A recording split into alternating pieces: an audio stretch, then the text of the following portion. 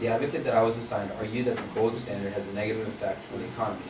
His three secondary claims were: there's not enough gold to back up gold currency, economic growth is nearly impossible with the gold standard, and third, just look at the world around us is the reason why we don't have the gold standard anymore. I'm arguing against the advocate's first claim by challenging the evidence and reasoning he uses. First off, my opponent incorrectly cites an article. He manipulated the quote to give grounds to the claim. The article "Business: How Gold Has Burdened Economics" is an interview of Peter L. Bernstein, author of *The Power of Gold*. The advocate quotes the author of the article, Fred Andrews, as opposed to the person who actually said the quote. The article is in Q&A format, and the quote cited was a response to the question asked by Andrews.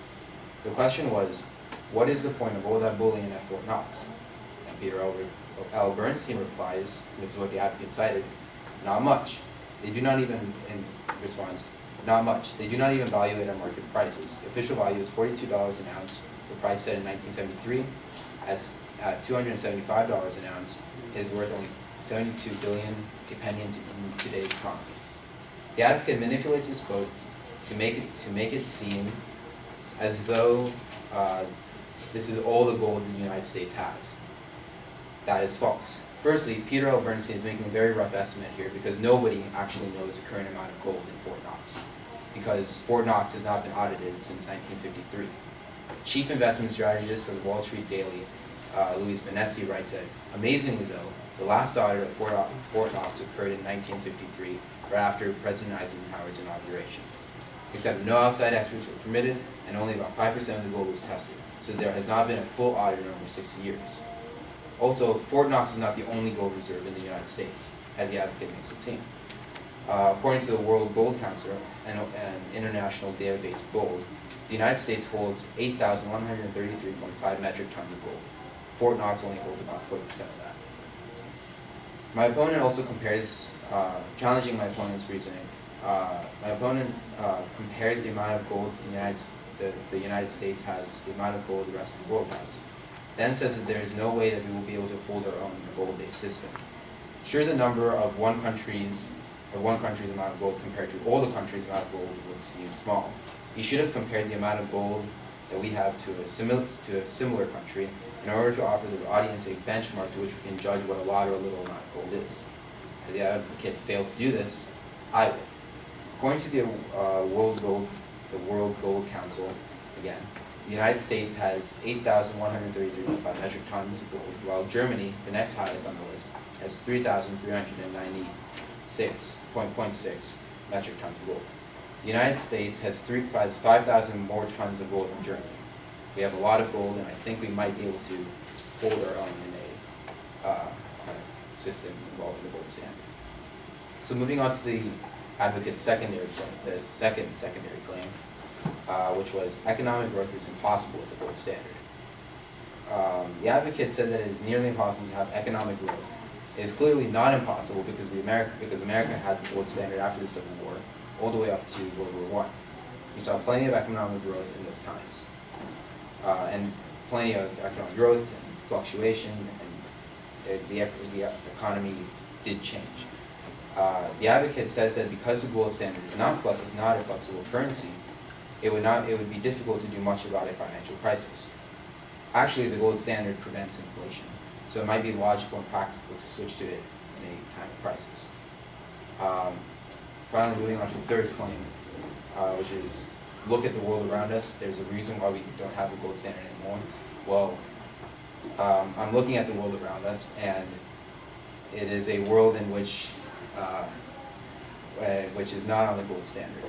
And we've had a great recession in the last 10 years, not being on the gold standard. Several European countries are breaking apart at the seams. None of them are on the gold standard. And the advocate relates the gold standard to the European euro, and they are nothing alike. It's an irrelevant argument because gold standard is not a currency. The euro is. Gold standard doesn't mean that we will switch from the dollar bill or the yen or the yuan or other currencies and start changing for a piece of gold. It means that the currency is backed up by gold, giving it a tangible value as opposed to a made-up one. So to wrap everything up, while I personally might not believe that the gold standard is particularly good for the economy, The advocate has failed to give strong evidence to back up his claims.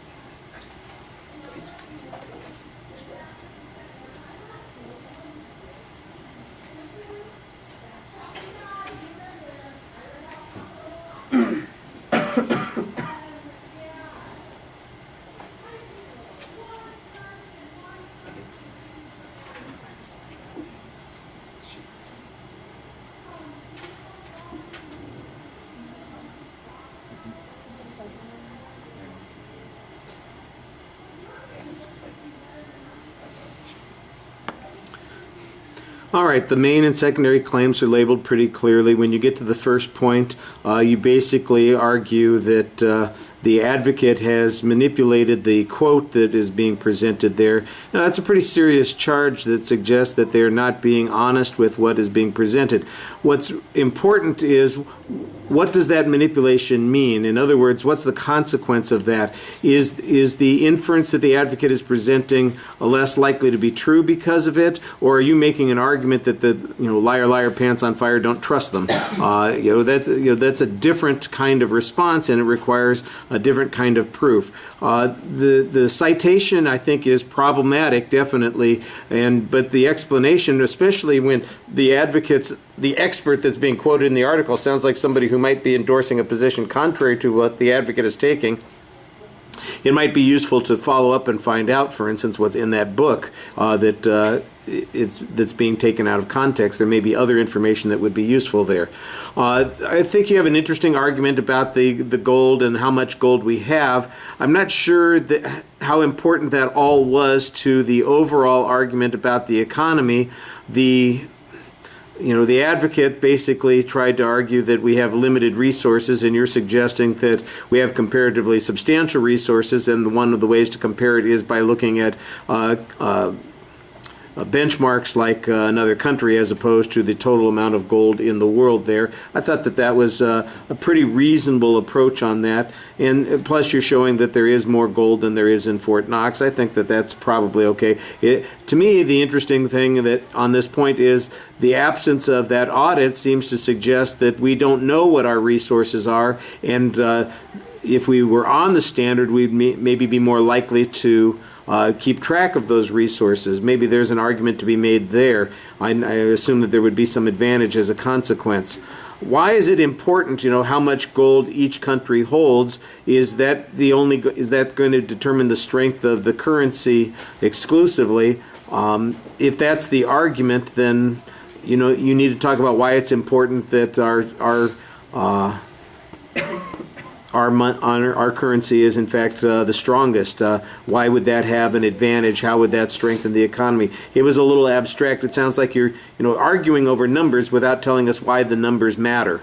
And I think we needed to have a little bit more explanation on that. On the second point, you do have an interesting idea here. I think you need to provide some proof that there was economic growth and substantial change between the Civil War and World War I. How much of that is attributed to the fact that we're on the gold standard versus how much is attributable to a variety of other factors? It would be a good question. There probably are people who make arguments that suggest that sticking to a gold standard would in fact produce some benefit. It seems like there's a little bit of underdevelopment on that particular argument. And then finally, I do like the general attack that you make here that says, look, we're not on the gold standard and our economy is not in good shape. The European Union's not in particularly good shape. And if we were on the gold standard, that would not necessarily mean that we'd be trading off our currency for all of these other kinds of currencies.